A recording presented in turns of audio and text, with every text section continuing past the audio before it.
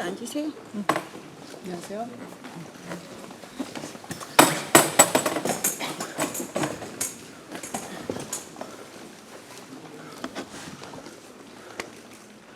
지역 오셨어요? 근데 오늘 또 저 제2연평해전 그 승전 기념일이어가지고 육영웅분들 추모도 하고 승전 기념 행사도 좀 다녀오는 길이에요. 아까 저건 하셨어요? 예, 다 했습니다. 아유, 우리는 뭐 이제 오늘이 3일째고 이제 많은 의원님들이 이렇게 오셔서 같이 해주셔서 우리 강선영 의원님은 오늘 아침부터 지금 계속해서 같이 계셔주시고 3일째 하고 있고 지금 이 뜻을 국민들이 함께 공감하셔야 되고 또 우리가 왜 이것을 이런 항의 농성을 하고 지금 이런 요구 사항을 하는지 제가 유튜브 라이브 방송을 계속하고 있어요. 그래서 지금 11번 했습니다. 유튜브 라이브 방송을. 그래서 우리 강선영 의원님이랑 오늘 아침에 우리 아까 어느 의원님 계셨지? 저기 강선영 의원님하고 서명 의원님하고 우리 셋이서 한 거는 벌써 6만 6천 조회수를 나타날 만큼 또 많은 국민들이 관심을 가지고 계세요. 왜 김민석 총리는 안 되는지, 왜 우리가 지금 법사위원장이 그렇게 필요한지에 대해서 설명하는 기회로 삼고 있습니다. 그래서 의원님 오셨어요? 아이고 반갑습니다. 네. 그래서 국민들과 이렇게 농성을 하면서 우리가 이것을 요구하는 것을 소통하고 있다는 말씀을 드리고 저는 사실은 2시 40분에 나는 비대위원장님 기자회견이 오래 걸리시는 줄 알고요. 비대위원장님과 원내대표님 사이에 제가 기자회견을 한다고 2시 40분에 공지를 했는데 오신 김에 좀 이따 가신 다음에 할까 봐요.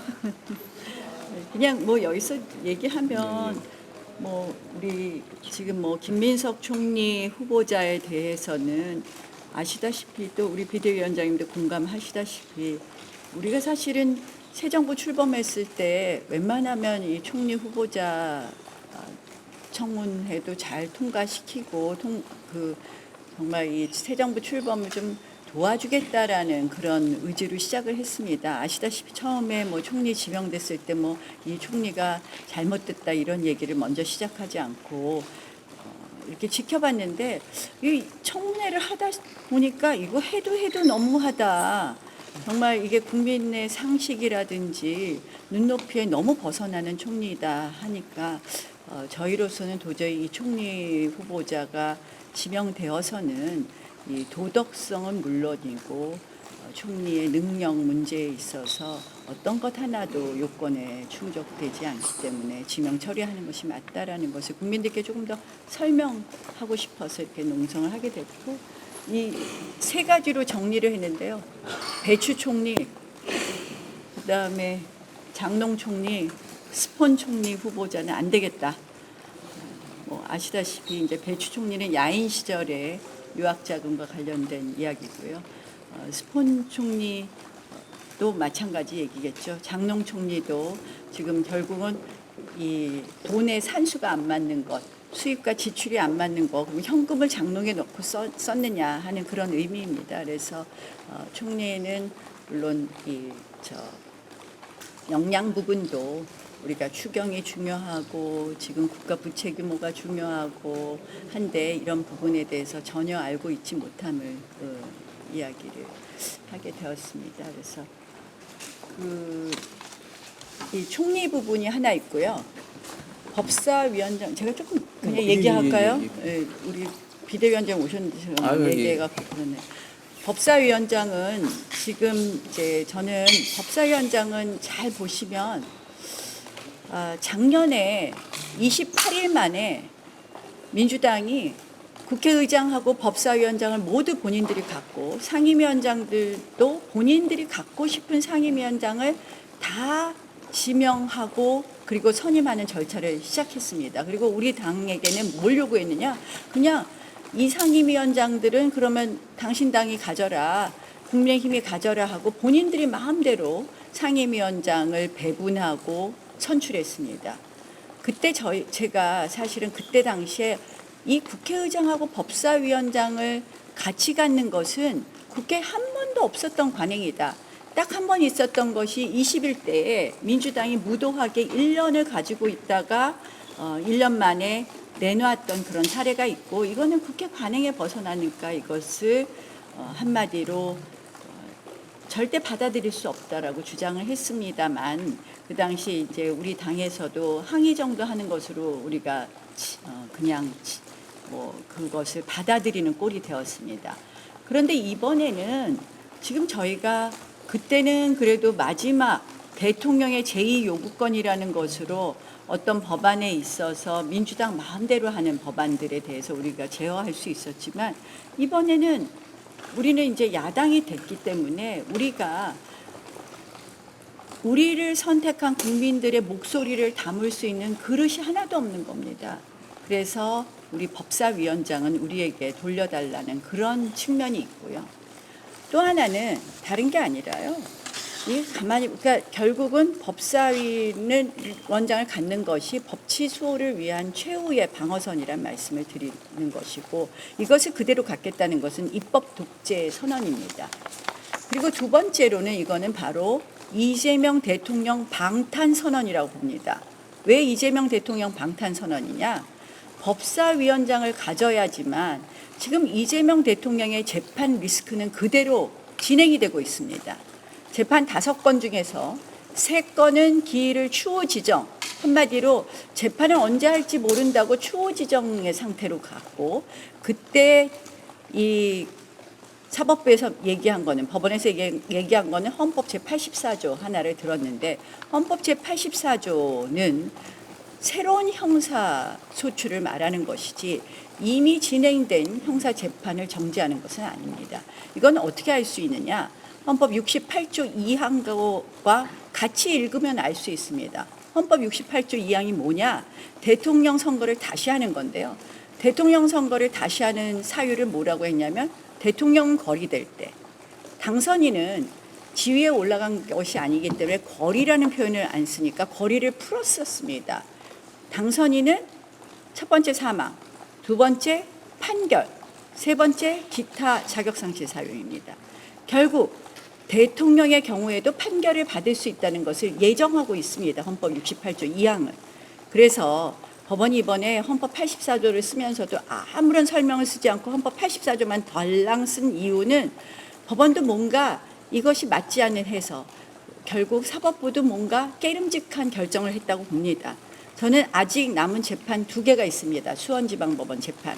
7월 말로 재판 기일이 지정되어 있는 것을 알고 있습니다. 예전에. 저는 이 재판 계속되어야 된다고 보고요. 이미 추후 지정, 언제 기일을 지정할지 모른다고 놔둔 지금 3가지 재판도 다시 시작해야 된다고 봅니다. 그런 이유로, 왜냐? 법사위원장을 그런 이유로 지금 내놓지 않겠다는 거거든요. 혹시라도 대통령의 재판이 잘못될 경우, 사법부가 대통령 재판을 진행할 경우 그들이 이미 그동안 선거 과정에서 발의했던 또는 발의하려고 했던 법안들을 통과시키겠다. 그래서 사법을 장악하겠다는 것입니다. 그 법안들이 뭡니까? 첫 번째, 대법관을 정원을 증언하겠다. 처음에는 100명을 하겠다 그러다가 30명을 하겠다고 그랬습니다. 베네수엘라랑 똑같습니다. 베네수엘라가 32명의 대법관을 만들었습니다. 자, 대법관을 30명으로 한다는 것은 한꺼번에 16명의 대법관을 동시에 본인들 입맛대로 임명한다는 것입니다. 대법원을 장악한다는 것입니다. 그리고 처음에 나온 법안 중에서는 이런 것도 있었습니다. 법조인 자격을 안 가진 사람도, 자격을 갖지 않는 사람도 가능하다. 이것은 뭐냐? 한마디로 코드 대법관을 만들겠다는 거죠. 그 다음 3번째는 뭡니까? 4심제입니다. 대법원 재판을 헌법재판소에 가서 또 판결하겠다. 헌법재판소 어떻게 구성되어 있는지 다 아실 겁니다. 저는 법사위원장을 이 말도 안 되게 국회 오랜 관행을 이렇게 어겨가면서 의회를 파괴하는 이러한 행위를 하는 이유는, 첫 번째는 입법 독재를 강행하려고 하는 것도 있겠지만, 그보다 더 중요한 것은, 더 그들의 속내는 이재명 대통령 재판 방탄을 위한 것이다.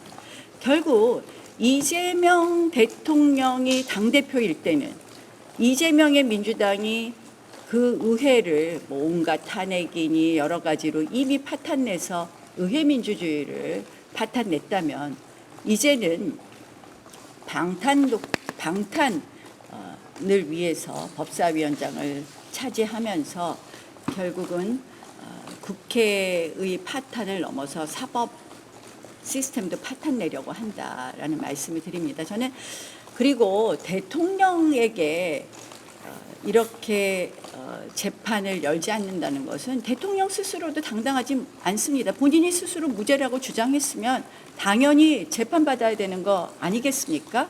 그것이 법정에 서는 것이 당연한 도리 아니겠습니까? 대한민국 헌법은 헌법 어느 조항에 또 대통령에게 재판을 받지 않을 특권을 주고 있지 않습니다. 이것은 한마디로 이 대통령은 헌법을 넘어선 그런 어떤 제왕적 지위를 갖겠다는 것이라고 보고요. 저는 그래서 다시 한번 좀 촉구합니다. 법사위원장 빨리 돌려주십시오. 한마디로 법사위원장 자리를 돌려놓고 대통령 방탄 국회는 포기하겠다 이렇게 선언할 것을 촉구합니다. 저도 한 말씀 드리겠습니다. 저는 대통령께서 취임하시면서 모두의 대통령이 되시겠다라는 말씀하신 바가 있습니다. 정말 모두의 대통령이 되셨으면 하는 바람이 있고요. 또 대통령하고 대화하면서 대통령께서 정치 복원에 대한 의지도 좀 많이 드러내셨습니다. 그 진정성을 의심하고 싶지 않습니다. 모두의 대통령 그리고 정치의 복원의 시작점은 전 국회의 관행을 존중해 주시는 거라고 생각합니다. 제1당이 국회의장을 맡아왔다면 제2당이 법사위원장을 맡아온 것은 오랫동안 여야의 수십 년 동안 이어져 왔던 견제와 균형의 원칙이자 관행이었습니다. 이러한 것들이 존중되면서 87헌법 체제가 유지되어 왔는데 지금 대통령께서도 마땅히 여기에 대한 존중이 필요하다고 생각 들고요. 그렇다면 법사위원장만큼은 제2당이 맡는 것이 관행과 또 민주주의의 원칙에 맞다. 그것이 정치 복원의 길이다라는 말씀을 드리겠습니다. 그리고 헌법 84조 해석과 관련해서 각급 법원재판부의 해석에 대해서는 정치권이 입장을 낼 수 있어도 대법원의 최종 해석이나 판결에 대해서는 압력을 행사하지 말고 승복하자라는 말씀 좀 드리고 싶습니다. 국민의힘은 수원지법 형사재판부가 84조를 해석함에 있어서 법 앞의 평등과 국민의 알 권리를 위해서 대통령 재임 전 진행 중이던 재판에 대해서는 임기 중에도 재판이 진행되어야 한다는 입장입니다. 저는 여기에 면벌은 가능해도 재판은 해야 한다는 입장까지도 말씀드린 바가 있습니다. 그럼에도 불구하고 대법원의 최종 해석에 대해서는 그것을 전적으로 수용할 것이며 사법부의 권위를 존중할 것이라는 말씀을 드리겠습니다. 저는 심지어 대법원이 84조를 넓게 해석할 경우에 대해서 국민 통합을 위해 대통령이 국민들께 양해를 구하고 임기 후에 재판 약속까지 하실 것을 말씀드린 바도 있습니다. 민주당은 헌법 84조와 관련해서 대법원의 해석에 어떠한 압력과 위협도 행사하지 않겠다라는 것을 약속하셨으면 좋겠습니다.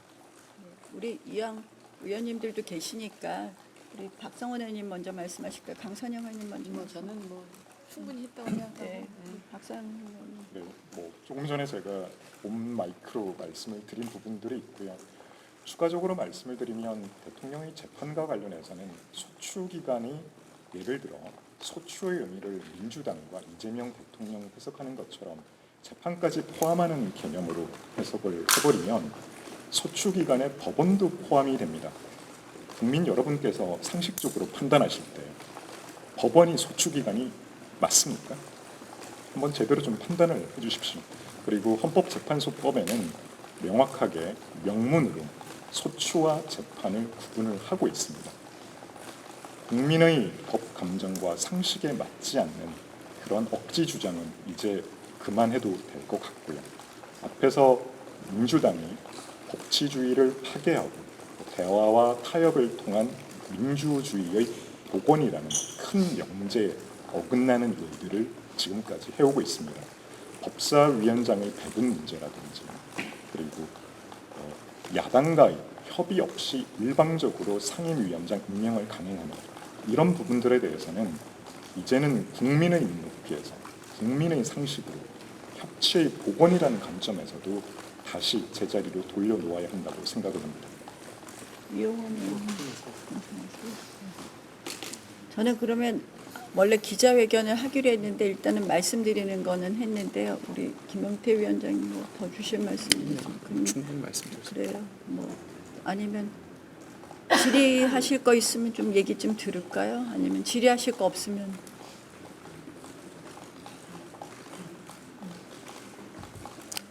여기까지. 아니 그래도 뭐 질의하실 거 있으세요? 농성에 관련돼서는 질의할 거 없으십니까? 그 내일 30일에 그 민주당에서 본회의 개최를 요청해 놓은 상태인데 좀 내일 안 열고 4일에 추경 안 하고 같이 의결할 수도 있다는 얘기도 나오더라고요. 그래서 대통령 그좀 어떻게 이 농성을 언제까지 좀 유지를 하시고 좀 어떻게 향후 계획은 어떻게 되실지. 저는 김민석 총리 지명 철회를 계속 요구하고 있습니다. 만약에 내일 올리지 않는다면 7월 4일까지라면 저희가 더 시간이 있다고 생각을 합니다. 이미 인사청문회에서 드러난 사정에 대해서 우리가 앞으로 좀 더 다른 방식의 지금 사실 지난번에 제가 이제 인사청문위원은 아니었지만 우리 인사청문위원들이 답답해했던 것은 산무청문회가 진행된 것이 아닙니까? 그래서 이 그동안에 나왔던 여러 가지 우리가 유추할 수 있는 여러 가지 팩트를 좀 더 다시 한번 확인함으로써 우리 총리 후보자에 대한 새로운 검증의 시간, 일종의 국민 검증의 시간이 7월 4일까지 될 수 있지 않나 이렇게 생각을 하고요. 김민석 후보, 총리 후보의 지명 철회를 위해서 더 국민과 함께 검증을 계속해 가겠다. 그리고 이러한 것을 국민과 공감대를 넓혀가면서 이 정부가 사실은 이런 총리를 빨리 처리하는 것이 이 정부의 힘찬 어떻게 보면 국정 운영을 위해서도 도움이 된다는 것을 깨닫고 지명 철회할 수 있도록 계속적인 압박과 그리고 노력을 하겠다는 말씀을 드리겠습니다. 뭐 그리고 그 형식은 이런 형식을 그대로 유지할 것이다라는 말씀을 드립니다. 오늘이 3일째인데요. 그냥 여기서 계속해서 철야 농성을 하고 있습니다. 우리